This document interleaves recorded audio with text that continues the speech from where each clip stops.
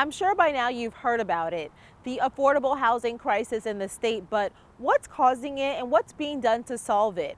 Two questions I had for local housing experts across the state. They say it's a combination of factors, but COVID-19 magnified all of those problems. I went to Brenda Clement, Director of Housing Works RI, a research and policy organization that analyzes housing at Roger Williams University, to figure out why the housing crisis has become an epidemic. She says the complex situation can be boiled down to a simple answer. We know there's a housing crisis going on in this state, but in your expertise, or with your expertise, why is this happening? We do not have enough housing units. We have simply been underproducing housing units for a long period of time in Rhode Island, really since the late 1970s and 1980s. Yes, we've done some building in Rhode Island, but just not enough to keep up with demand and pace. So it's a basic kind of economics issue. You know, you've got limited supply, high demand, prices go up, often out of the reach of the average worker. She says the lack of housing can have an impact on the whole family. We know that way too many children our housing is unstable, or their families are, and so they move frequently. They move between school systems. They get behind very quickly in that process, and so trying to provide that stable base for children in particular is critical. Nothing works right unless you have that safe and decent place to get up from every day and to go back to every night. And as I said, way too many Rhode Islanders do not have that security. But overall, Clemens says the math isn't adding up. She says the average state renter income of $34,255 cannot afford rent in any Rhode Island city or town. The situation is definitely much more dire at the lower income level, but yes, we are seeing it creep up back into middle income and middle income workers as well too. As I said, $34,000 for median renter income. You can't afford it anywhere, even if you're earning the median household income of $63,000. Leaving renters in a market that not only doesn't have enough units, but also doesn't have rent they can afford. It's not uncommon in this tight market for us to see rental prices of 2 or 3 bedroom units of $1,500 or more. Which is, well beyond the reach of somebody who is working as a home health aide or as a retail clerk or providing childcare supports. And these were workers during COVID that we considered essential workers, right, and critical workers who we had cheery TV ads for. Those are the people who are struggling the most. Bottom line, even if you are making more than average, she says, the affordability issue can affect everyone. Even if you earn $1 million and there's only homes that are $1 billion available, you have an affordability issue. At the higher income level, those choices become, you don't buy a second car, or you don't put more into savings. As we get lower down the income spectrum, those choices become much higher. You have to choose between food and eating, food and rent. You have to choose between paying the utility bill or picking up your prescription.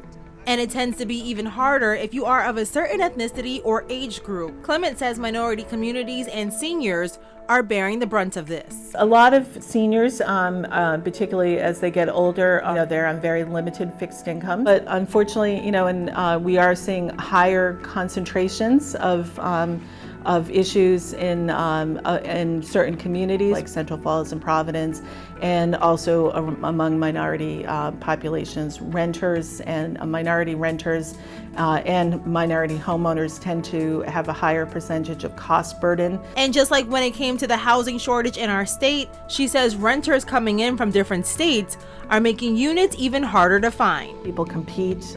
We see a lot of pressure from Massachusetts, New York, and Connecticut, particularly as remote work seems to be, at least for some workers, a thing that's going to last for a long period of time. Lots of people with higher income came into the state, and so lower income and lower wage Rhode Islanders can't compete. So do you think the solution to this problem would be to just build more housing, or is it getting better jobs to people so they can afford that housing? So it's both. It's not an either or. It is a both. That people need jobs that pay them to cover all of their life expenditures. Of the top 10 fastest growing jobs in Rhode Island are jobs that do not pay a housing wage or a wage that would allow people to afford the average rent or the average mortgage payment. And Clement says that while COVID hurt everyone, she feels it also put a spotlight on the housing issue, especially when it comes to government funding. In my mind, 2020 was, 2020 vision. It kind of laser focused on this issue, and we've seen a lot of interest in issue at both the General Assembly and on the federal level about providing resources for housing. This year, the General Assembly passed for the very first time a dedicated funding stream in our state budget for the production of housing programs. Voters also approved another housing bond this past March in our first ever virtual election to again provide and build more affordable housing throughout the state. Legislation like housing bonds can help greatly, according to Clement. And essentially it's state spending that we target to build, in this case, to building and developing more affordable units. It's administered through a state agency and a commission called the Housing Resources Commission that sets up rules and regulations for the distribution of that funding. The bond funds are critical funding and money to get projects going and to get projects off the ground. Christina Contreras-Fox, Senior Policy Analyst for the Rhode Island Coalition to End Homelessness, says homelessness and housing are two sides of the same coin and agrees funding is one of the biggest answers. And really, lack of housing and the causes that put housing out of reach are some of the root causes of homelessness. We have resources and we have the opportunity now to shift that to us being on a path of prosperity and opportunity where every single person has a safe place to call home. And what's that biggest opportunity before the state right now? Our ARPA fund. ARPA stands for the American Rescue Plan Act. Billions of dollars provided to states by the Biden administration. Rhode Island was given $1.1 billion overall. ARPA represents a historic and never before imagined opportunity for us to truly and fundamentally address the biggest crises in our state, the housing crisis and the subsequent homelessness crisis. Because homelessness is on the rise in Rhode Island.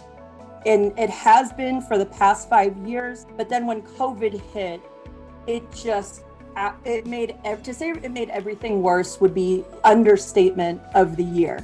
It's like beyond even saying water is wet. Contreras-Fox believes we need to act fast. We cannot leave our neighbors literally out in the cold. This is something that we could solve in my lifetime.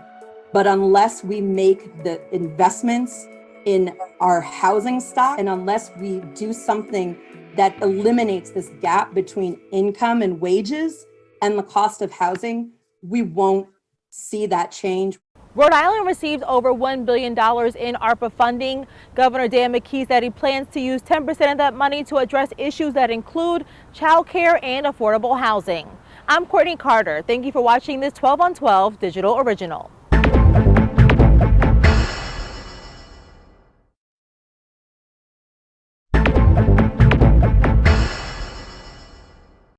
We've talked about the housing market and how expensive it's become to own a home. And while a little more than 60% of Rhode Islanders are homeowners, we wanted to take a deeper dive to understand just how difficult it is to find an affordable apartment. It's rough out there for Timmy Burns moved back to Rhode Island in December. Hopping from home to home of different family members, he says things turned a little sour.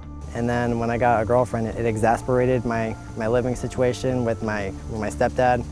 And then me and her ended up in a hotel. But while living in a hotel for months, he says he had to make some tough decisions. I needed shoes for 7 months, and $20 on shoes when we were homeless living in a hotel was unthinkable. I really had to make a choice between, do I want to eat? Do I want shoes that are going to keep my feet warm? Working full-time and making minimum wage, Burns spent 9 months looking for a place to live because he says there just aren't any apartments out there. right now supply is here and demand is way up here, and so it's this gap that is like impossible to fill. When it comes to available apartments to rent, Melina Lodge, Executive Director of Housing Network of Rhode Island, says the state's supply falls well below the national average. Rhode Island has maybe the lowest, if not close to the lowest, vacancy rate in the country. Data just released by Housing Works RI shows 79% of the state's rental stock was built prior to 1980. Rhode Island has one of the oldest housing stocks in the country, and particularly our rental housing stock. Brenda Clement, Director of Housing Works RI, says the age of the units raises health concerns. You've got lots of issues with lead and asbestos and other challenges that impact the health and condition of not only the people who live in it, but everybody in the neighborhood and the community. And Clement says trying to address all of those issues can be expensive. In addition to the low supply, data shows the cost to rent an apartment in Rhode Island is high. Rhode Island ranks 17th in the nation when it comes to highest housing wage. That's according to data from the National Low-Income Housing Coalition. In Rhode Island, well over a third of Rhode Islanders are considered cost burden, and you're considered cost burden if you spend more than a third of your income towards housing. Let's take a look at the current data to understand just how expensive it is to rent a two-bedroom apartment in Rhode Island. NLIHC data shows the fair market rent for a two-bedroom apartment in the state is nearly $1,200. To be able to afford this rent without paying more than 30% of earnings on housing, the annual household income needs to be more than $46,000, which means you need to make almost $23 an hour for it to be affordable. Currently, the state's minimum wage is $11.50 an hour, and based on that, the figures show someone making minimum wage would need to work 78 hours a week to be able to afford a two-bedroom apartment at the fair market rent. NLIHC's Out of Reach 2021 report found a full-time minimum wage worker can't afford to rent a, quote, modest two-bedroom anywhere in the country.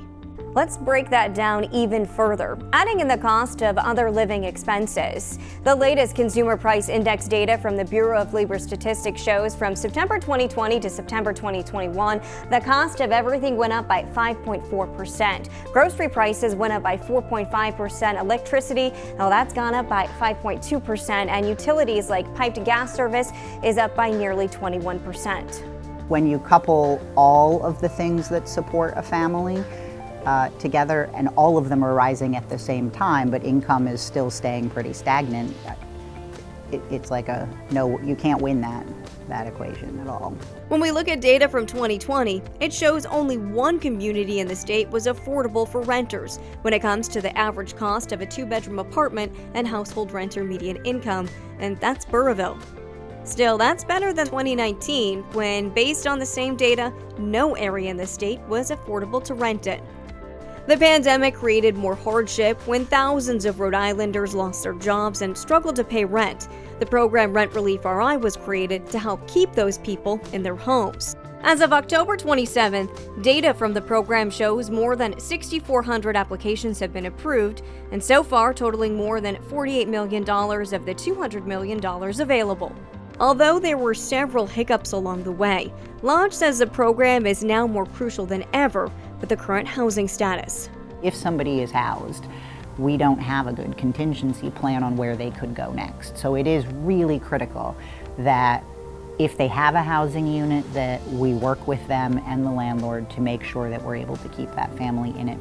Lodge says Rhode Island is headed in the right direction thanks to local and national efforts, but she believes more needs to be done, and it's going to take a while to get the state where it needs to be. Burns has since found an apartment, but says that's because his girlfriend knows their landlord. He tells me if they didn't move in when they did, they would likely be living out of their car. Gina Marini, 12 News.